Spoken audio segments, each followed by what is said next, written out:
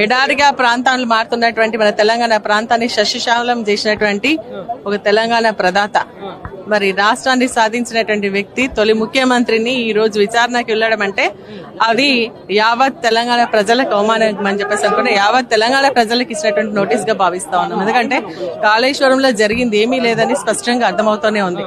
దాని రాజకీయ లబ్ధి కోసం ఈ రోజు కాంగ్రెస్ పార్టీ దాన్ని ఉపయోగించుకోవడానికి ప్రయత్నం చేస్తూనే ఉన్నది.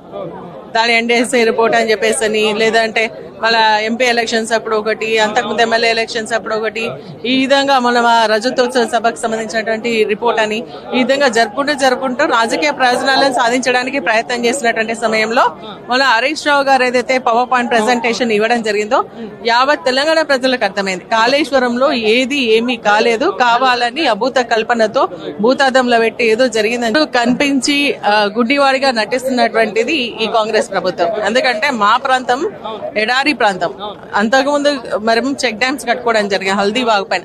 ఈ రోజు మల్లన్న సాగర్ నుంచి అదే విధంగా కొండపోచం నుంచి మా హల్దీబాగులోకి నీళ్లు వదలడం వల్ల దాదాపు ఒక 3 మండలాలకు సాగునీరు అందించి ఆ ప్రాంతంలో కనీసం ఒక ఎకరా ఒక గుంట కూడా ఎండిపోయినటువంటి సందర్భం కనిపిస్తలేదు.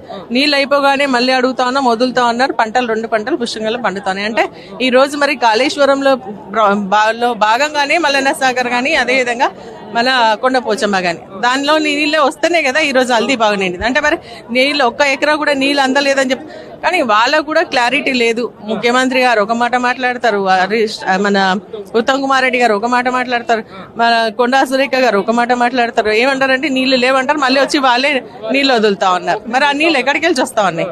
అది కాళేశ్వరంలో భాగం కాదా? కానీ అనవసరంగా ఏంటంటే రాద్ధాంతం చేయడానికి, రాజకీయ లబ్ధి పొందడానికి వేస్తా ఉన్నారు. కానీ ఈ రోజు ప్రజలందరూ కూడా స్పష్టంగా అర్థమైపోయింది కాంగ్రెస్ పార్టీ కక్షపూరితంగా చేసేటువంటి కార్యక్రమం అని.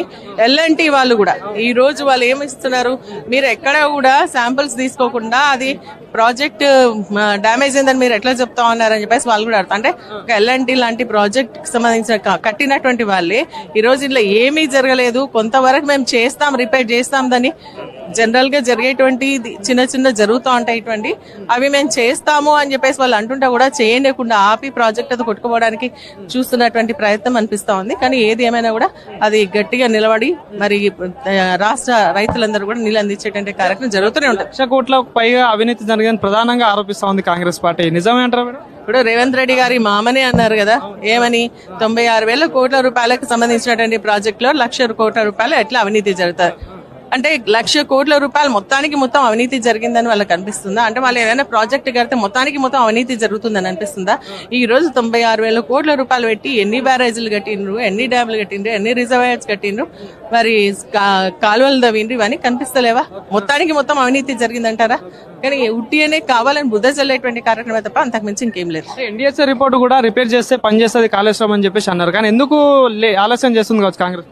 అదే ఏంటంటే ఇది కేసీఆర్ గారు కట్టించినటువంటి ప్రాజెక్టు, దీని కేసీఆర్ గారు ఆనవాళ్ళు లేకుండా వేస్తా అని చెప్పేసి ఆల్రెడీ రేవంత్ రెడ్డి గారు చెప్పడం చెప్పింది. కాబట్టి అందుకనే దాన్ని ఏదో ఒకటి కొట్టుకుపోయే విధంగా చేస్తే అది ఖరాబ్ అయిపోయింది అని చెప్పడానికి ప్రయత్నం చేస్తున్నారు. అంతకు మంచి ఇంకేమీ లేదు. తెలంగాణ రాష్ట్రం ఉన్నంత వరకు, సూర్యచంద్రులు ఉన్నంత వరకు కేసీఆర్ గారి స్థానాన్ని ఎవ్వరు కూడా చెరిపేయలేరు. అది వాళ్ళ కళలు కనాలే తప్ప, కళలో చూసుకోవాలే తప్ప అంతకు మించి నిజంగా మాత్రం సాధ్యం కాదు. మొన్న ఆలేరు సభలో కూడా ముఖ్యమంత్రి గారు మాట్లాడుతూ 10 ఏళ్లు రాబందుల్లా దోచుకున్నారు తెలంగాణ సొమ్ముని, కక్కిస్తామని 1 బయట 2 బట్టి కక్కిస్తామని మాట్లాడుతున్నారు. ఏం చెప్తారు?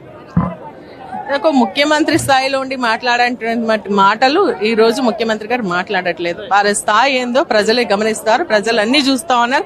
కేసీఆర్ గారి పాలన ఎట్లా ఉంది, కేసీఆర్ గారు ఏ విధంగా మాట్లాడినారు, కేసీఆర్ గారు చెప్పినటువంటి హామీలు ఏ విధంగా ప్రజలకు అందించారు, ఈ రోజు వీరు చెప్పినటువంటి 6 గ్యారెంటీలు కానీ ప్రజలకు ఇచ్చినటువంటి హామీలన్నీ కూడా చేయకుండా కాలయాపన చేస్తూ ప్రజల్ని తప్పుదోవ పట్టించడానికి, వాళ్ళ ప్రభుత్వం పైన అసమర్థత పాలన కనబడకుండా ఉండడానికి చేసినటువంటి ప్రయత్నంలో భాగమే. Thank you.